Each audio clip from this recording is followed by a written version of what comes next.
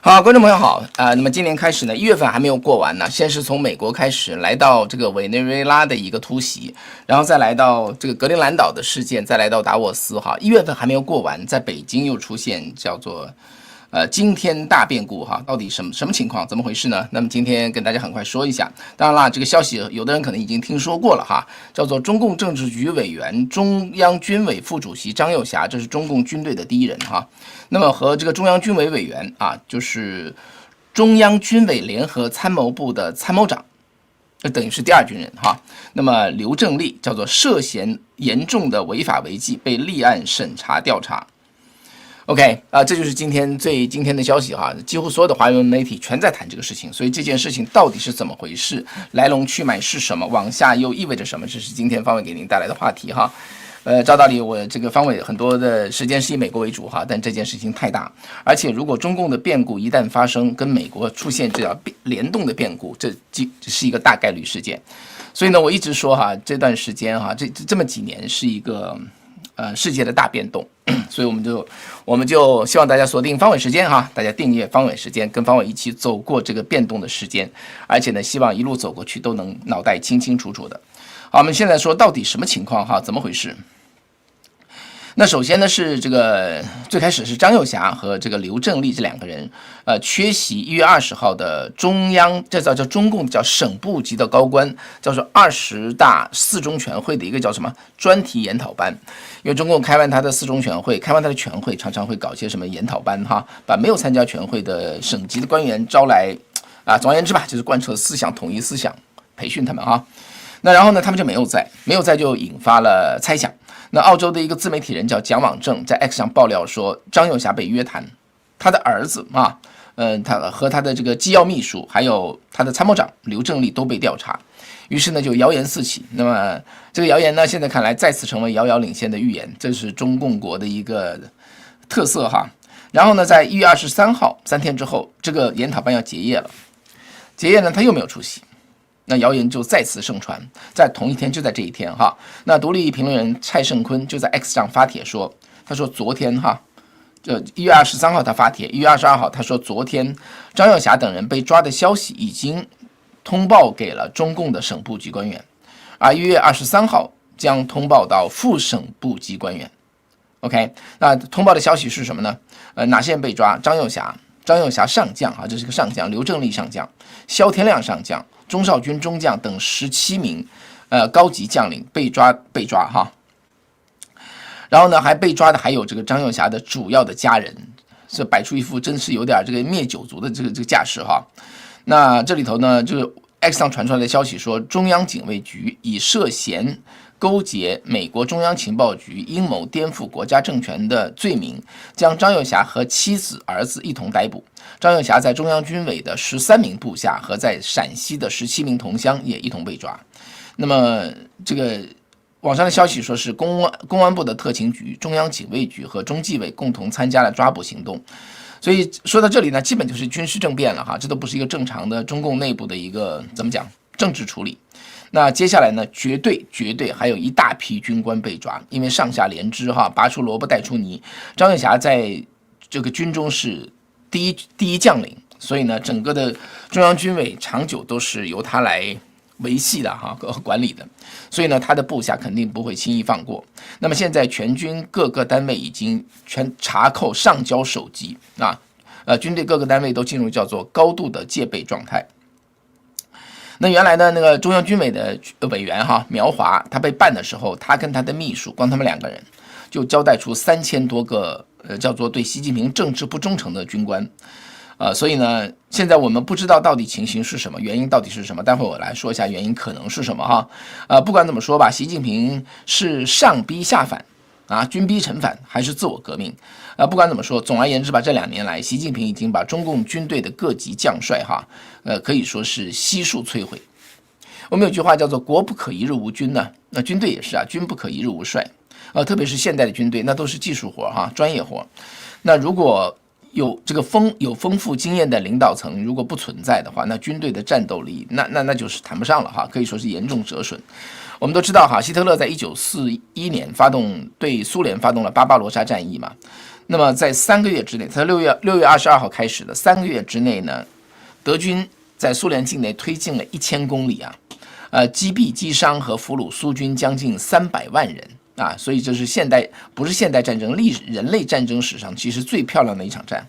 那么其中的一个原因就是在1937年到1938年，斯大林做了一场清洗哈。当时红军将领层是70%到80%被清洗，整个军官体系是30%到40%被清洗。那么军队可以说是没有这个有经验的指挥官，所以才导致德军是长驱直入啊。那么中共现在空有350万军队啊，整个军官层的清洗已经超过了1937年啊。我们回头看一下，当初毛泽东的时代哈，毛泽东也会在军队做清洗，而且做了多轮。那一般都是针对叫做前朝或者异己哈。在邓小平时代呢，中共的军队是相对稳定。在江泽民呢，为了稳固他的权力呢，他做了一定程度的清洗，像代表性的就是杨家将嘛，杨尚昆跟杨败兵。那么到胡锦涛时代是几乎完全不动现役的将领啊。那么到了习近平时代，可以说是惨不忍睹啊！有人在这个就是写新闻报道说，跟美军打一场全面战争，美军的锋锐啊，能够干掉的中共将领，大概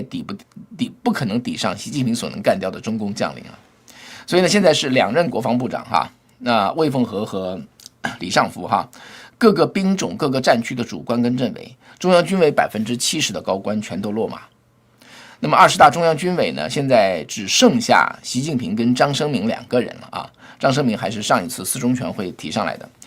所以呢，李尚福、苗华、何卫东、张又侠、刘振东全部落马啊，等于是70%已经没了。而从这个2022年的中共20大以来，中共已经有16名上将被官宣落马，14名上将失踪，30个人没了啊。所以呢，这就包括最新的就是上一次嘛，这个几个月前的4中全会前夕，中共宣布开除9名上将的党籍跟军籍，大家都还记得哈。所以呢，现在呢，现役的上将除了这个张生明啊，再加上那个国防部的部长叫董军，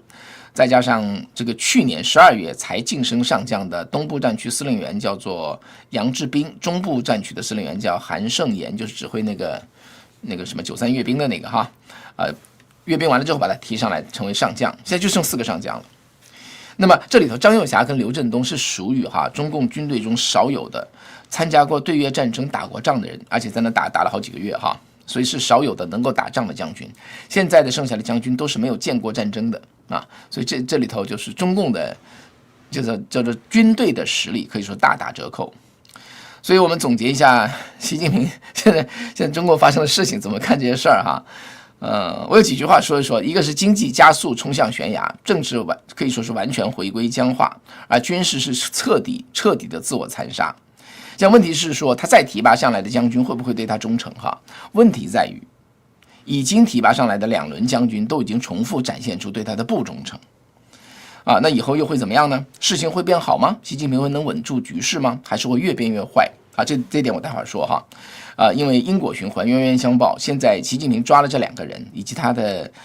这个另外17个将军哈，抓他的这个背后的性质是动了一大堆这个力量，中共解放军的力量。所以好，那我们现在还得来探讨一下，到底原因是什么说这个之前呢，我再说一下张又侠被抓的这个新闻一出，网上留言区全在刷4个字，叫做加菜哈，加菜了。因为这种新闻确实这个很下饭这个网友说看着热闹，吃的也香。那么既然加菜呢，我们把菜也加的实在一点哈。我的小编也给我一个建议，说这个来吃一吃我们这个加拿大的 G-Nex 黑高滋。那个今天我们黑高滋的那个这里有吗？给大家看一下哈。因为不仅可以提升免疫力，对稳定血糖呢也有不错的帮助哈。一位朋友呢本身有高血糖的困扰，那空腹血糖长期都在140以上。那么去年10月份，他抱着试试看的心态呢，就订了一瓶黑高滋，服用半瓶之后呢，他的血糖就降到100到120。有的观众说，你说是在血压吧？不是，说的是血糖哈。他特别说，不只是数字变好，精神体力都明显改善。另外一位朋友呢也留言分享说，服用也是就吃了半瓶的黑高滋哈，血糖跟膝盖不适都明显的缓和。哇哦！所以真的是很 amazing 哈，睡眠质量也大幅提升，尤其他的先生呢也吃哈，他的睡眠改善也是更加明显，所以他们就是跑回来回购哈。这 Genex 的黑高兹是富含人参皂苷跟西洋参的多糖体，能够提高什么呢？胰岛素的敏感度，可以减少血糖的波动啊，稳定血糖，帮助身体恢复这个稳定的叫做代谢的节奏。这个黑高兹呢也是加拿大政府严格监管啊，获得美国跟加拿大卫生部的 FDA 双重认证的。那么这个1小勺的黑高兹的有效成分呢，相当于6根这个西洋参哈，温补不上火，对男女老幼和压力大、体虚、熬夜一族呢都非常的适合啊。输入方伟的优惠码，下面就优惠有哈，享受85折的优惠啊。新年到了，这么寒冷的冬天买这样的礼物送给家人，是既实用又贴心啊。好，那么现在回头来看一下哈，这个首先呢，我们再来总结一下，现在知道已经发生的事情，一定是双方角力带来的。这种事情你一看就知道，这不是什么反腐败啊，一步一步查出来谁有啥问题，这是经典的军事政变型的一个动作。那这个军事政变到底是怎么回事？我们都知道，早几个月啊，在4中全会前，那么就是叫做海外的叫做自媒体界或者新闻界吧，对于中共的变化哈，就有2派意见，一派就是习近平掌握一切。他在对他不忠诚的，即使是他的亲信，他都会做清洗。那另外一派意见呢，就是说以张又侠为首的这个叫做张又侠，虽然自己是习近平的叫做他们家是世交哈，但是张又侠不认同习近平的做法，所以呢，从中共20大3中全会以来，那就是前年哈，那中共内部的恶斗就在加剧，张又侠是联手中共的前朝元老。对抗习近平所以才导致习近平在这个福建的前38军他的一批军队的亲信，包括苗华，包括何卫东，这都是从38军直接拎到中央军委的一批人，被张又侠干掉。这就是4中全会9个上将被干掉的背景。那双方呢，因为要保党不想把党掀翻了，把这个整个船掀翻了，达成妥协最后呢，4中全会才开到最后，形成僵而不破的一个局面。那这个中共前体制内官员杜文呢，在自媒体中表示前2天就是昨天他说他所听到的消息是张又侠联合参谋长这个刘正利以救党救国的名义，计划调动军队对习近平发动政变，结果被身边的人告密，所以便被习近平回头先下手为强，才带来这么大的一个变故那至于谁告的密，那杜文说，那接下来你要看谁接总参谋长，谁接军委主席张又侠的位置。那谁接可能就是谁告的密，因为这一般都是军队内部告的密如果这个消息走漏是在总参谋部，那就有可能是一位副总参谋长之类的。另外呢，就是我们现在知道前面已经讲过了，旧有的总参谋部的指挥体系全部暂停现在中央军委直接用叫做密码电报来直接指挥。全军各部队现在处于1级战备停止一切军事调动，所有士兵跟军官的手机都不可以用，全部上缴集中进行叫做政治学习。所以呢，如果是这样的话如果是一个张又侠决定最后还是要动手，结果消息败露，被习近平反手回来那么把张又侠跟刘正利抓的话，那么张又侠的旧部的反扑，那很可能还是就随时会到来。那除非再出现这个迅速的大规模的清洗，那中共内部发生这叫做暴风骤雨般的政变，那真的是就是持续的这个变化都是有存在可能的。新的新闻会不断传出。对，还有一个问题就是说，另外一个看点就是，如果说第2种看法是对的话，是来自于双方的角力，一个政变跟反政变。那么呢，张又侠当初大量抓捕了习派将领，又提拔了很多非习派的将领。那么现在呢，这个被习近平反手成功的话，那会不会非习派的将领被抓的同时，原来被抓的习派的苗华、何卫东等人，包括习的军中大秘钟绍军，又会给他平反，官复原职但这样做的话，有可能会重创中共的信用，因为这些人已经被官宣调查如果再回来当领导，党内斗争就变成昭告天下。习近平能承受得了吗？所以呢，到底发生了什么这是一场政变呢，还是一场反政变，还是一场再政变？我们就只能说，因为中共内部从来都是黑箱作业不到事过境迁，很可能很难知道到底是怎么回事。那所以呢，但是我们可以知道的、确认的是，中共在自毁长城啊，毁掉他的军队的整个的领导层。在长城倒下来的时候，掉下来的石头会不会砸到自己啊？这是一个大概率事件。所以真的，中共现在是可以说是风雨飘渺哈，风雨飘摇啊，这是一个大的变动的时代。那美国国防部的这个前情报局长和这个前国家安全顾问福林将军就发评论说，中国境内正在发生政变。他对习近平喊话说，习总书记，你做好准备因为中国内部的动荡不会给你带来好结果。那中国问题专家张家敦也在 X 上发表评论说，我们必须提出这么个问题：世界上规模最大的军队，现在还有人在真正掌控吗？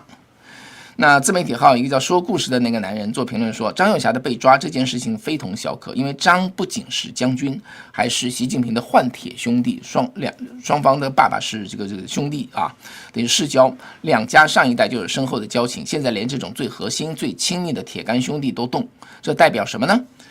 这代表中共内部的权力斗争已经杀红眼到了六亲不认的地步。他说，很多人会想说，中共是不是快垮了？他说，我告诉你，这绝对不是空穴来风，这是一个集权王朝走向末路前最标准的回光返照。不管这个内情到底是什么那我们会持续给大家带来报道。